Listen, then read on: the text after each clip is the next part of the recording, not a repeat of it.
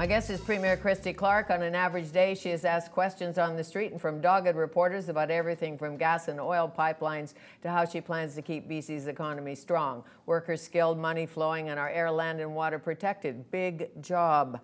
Now, oil tankers on the coast. Highly controversial. Some very vociferous people totally against it. Some say, well, if they're double-hulled and all of that and 3 miles out, unlikely to have an accident. What do you say?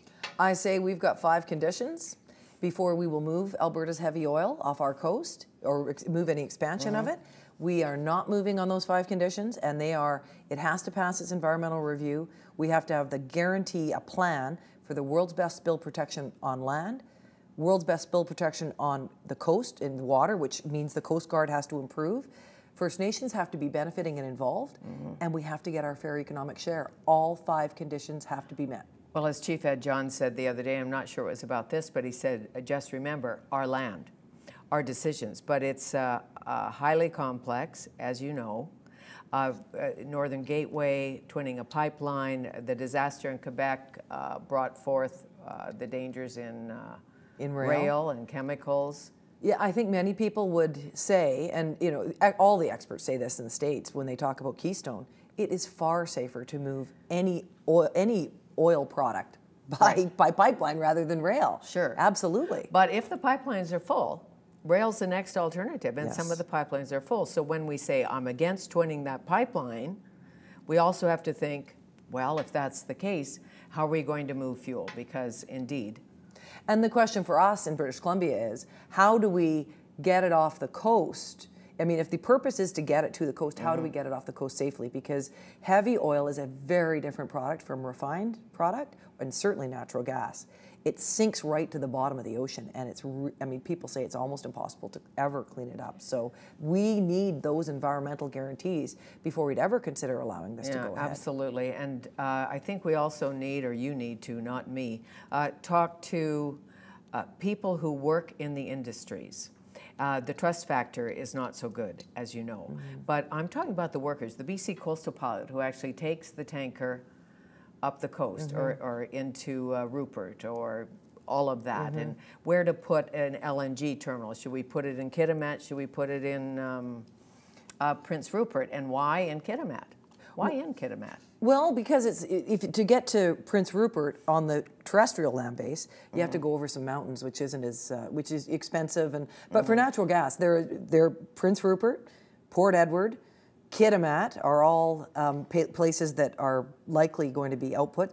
People are talking about Port Alberni, Squamish. There are a whole lot of investors looking at different places to do it for natural gas. For the heavy oil, though, the reason David Black decided that he wanted to build a refinery of newspaper fame, small newspaper fame, David Black, yes, but not a small fortune in his hands, and not a small ability to be able to make a good business.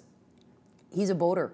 He goes up there to the Douglas Channel on a regular basis, and he didn't believe that it could be, that the bitumen, the heavy oil, could be moved in an environmentally sound way because it's so rough there. When you talk to Premier Alison Redford, and I know you've had your skirmishes and you've had your agreements, what did you glean from that the last time?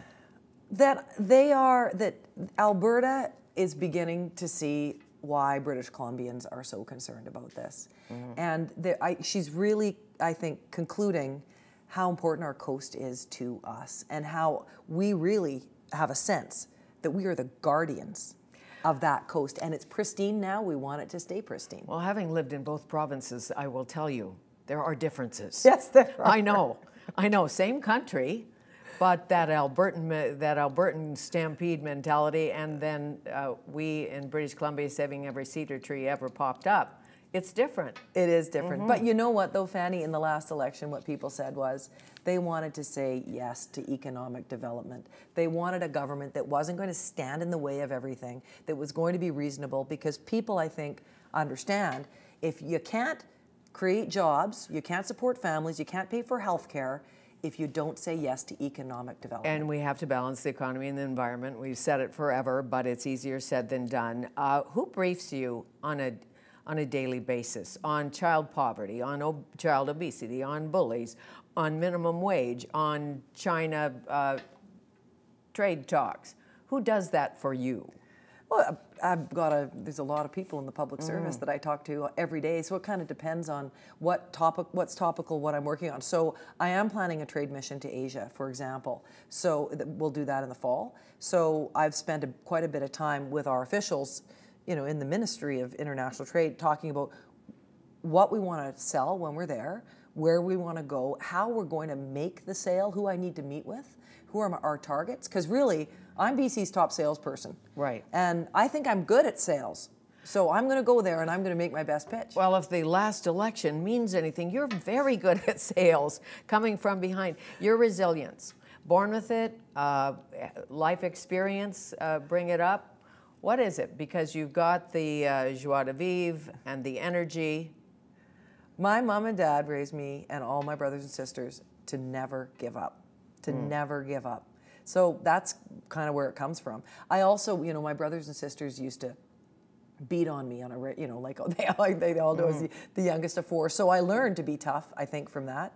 At our dinner table, it was a competition of ideas. You wanted your idea to win, you had to fight for it. And do you find any difficulty being female in a high position today, or do you not go there? I don't go there, Fanny. I think the fact that you are on TV asking tough questions of politicians makes a difference. I think the fact that a woman can be premier makes a difference. I think little girls get their sense of what's possible for them in their lives by watching TV. And if they don't see female politicians and female journalists, they just assume it's not a job for them. And did you have a role model growing up, somebody you read, somebody you listened to, somebody you aspired to be? And it doesn't have to be a female. Can't be Jesus, but a Nelson Mandela, a Thatcher, somebody who comes to mind. I know it's a difficult question. It is a difficult question. I probably learned more from my mom and dad than anybody else. I don't want to shortchange that, because they were resilient and tough, and so that was it. But yesterday I went to Gardy Gardam's funeral. Yes. And I was thinking about what a giant of a man he was, and how he was dignified but mischievous, and that he was tough but so caring, that he was just, everybody loved to be around him, but he never shied away from an argument. When I grow up, I hope I can be half as good as Gardy Gardam. Well, I'll tell you, Gardy Gardam, as you know, he did not suffer fools, and he liked a cigar, which was good too. Well, maybe not now, but then. But you're right, a force. Social media today, emails galore all over the floor. Your recent skirmish, and I don't know enough about it to even talk about it, but somebody in the administration had some information about you that could perhaps damage you. What do you do about that? What are the rules behind the scenes? Who sends an email, who doesn't tweet? It's all changing so fast. But we're trying to catch up with all the rules around that, and what's personal, what's public, what's work, what's not. It's all getting mixed up now. My Facebook page is something that is part of my public life now, but it's also my personal life.